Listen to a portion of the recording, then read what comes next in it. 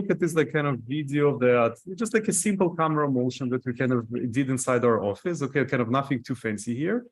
And now we want to kind of restylize this image. So we want to get like the same feeling of consistent space, but with a completely different theme. So let's start with a kind of a light stylization here. You see like the first frame was already different. We're using kind of some prompt in order to, have a different lighting, kind of slightly different interior design. And now we are like propagating it consistently over the entire sequence. Okay, so you might still notice here and there some flickers. The system are kind of still training, but now let's go to like, I think kind of a more magical stuff, like really kind of stronger stylizations. So for example, let's say we want to transfer our office into ancient Egypt. Okay, so let's see how that looks. I'm going to put them together. Again, you see like the stylization of the first frame, the feeling of space is already very different.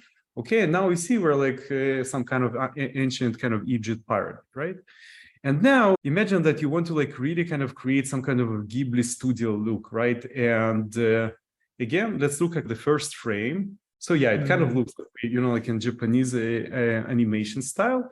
But again, the cool thing is that when I'm going to press it now, it doesn't flicker, right? It creates a kind of consistent feeling of the space. And, to me, it looks magical. So here, for example, we can see how we can take like a basic video of a waterfall and add like a scribble of a boat on top of it, just a solid shape, and move it on in the scene with keyframes, and using the V2V technology where it just turns it into a boat. Like how much time and effort you need to put this boat like in a realistic and cohesive and harmonized way in this scene. And here's another example, like with the sun rising, for example. So at the top, you can see how bad it looks in terms of like harmonized scene. And here at the bottom, it just blends everything together in a perfect way. And I think this one is also cool, like using keyframe tracking that we have in the app right now. We can just track the hand and add this ball above it.